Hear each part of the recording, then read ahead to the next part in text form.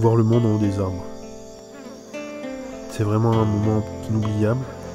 Cette ascension le long du tronc du Moabi, cette émergence dans cette espèce de paume à l'intersection des branches du très grand arbre. Sentiment d'un seul coup de crever la surface de la canopée pour voir au loin.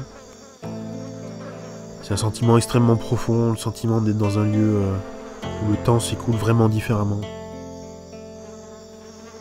Là-haut, c'est magnifique. On est vraiment au-dessus de cette forêt primaire qu'on a tant cherché. La forêt primaire, pour moi, c'est déjà, on va dire, un rêve d'enfant. Et ce rêve, c'est un peu un rêve d'aventure. J'ai toujours imaginé une forêt inondée d'eau, avec plein d'animaux et avançant là-dedans à coups de machette comme ça, un peu des sentiers infranchissables, où tout a à découvrir. Bonjour, vous habitez ici?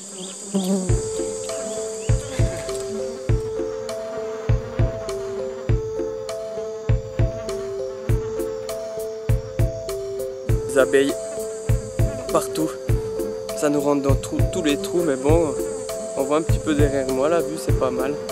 Donc on fait avec, mais c'est difficilement gérable. Ça reste frustrant quand on voit des singes passer et eux ils arrivent à courir, sauter de branche en branche. Là on se rend bien compte qu'on est bien peu de choses au sommet de cette canopée. Luc, t'as encore la main sur la corde noire? D'accord. Un coup de main. Chier! Putain! Ben et Yannick arrivent tant bien que mal à installer la caméra dans l'arbre. 1 mètre à la fois. Combien tu dis? 35 mètres?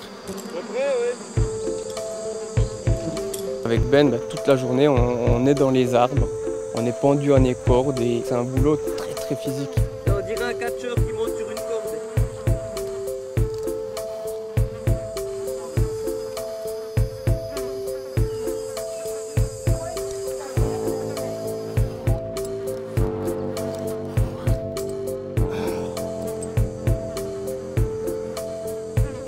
Le Moabi. Ça y est. Ça y est.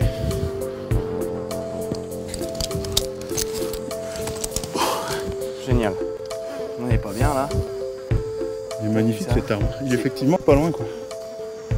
Et je me rends compte qu'il va falloir une force de travail colossale pour pouvoir équiper les arbres. Est-ce que Ben a fait en compagnie d'Yannick? Eh ben, il va probablement falloir une équipe de 3, 4, 5, 6 personnes pour arriver à faire le même travail dans la durée sans prendre de risques et sans trop fatiguer les gens.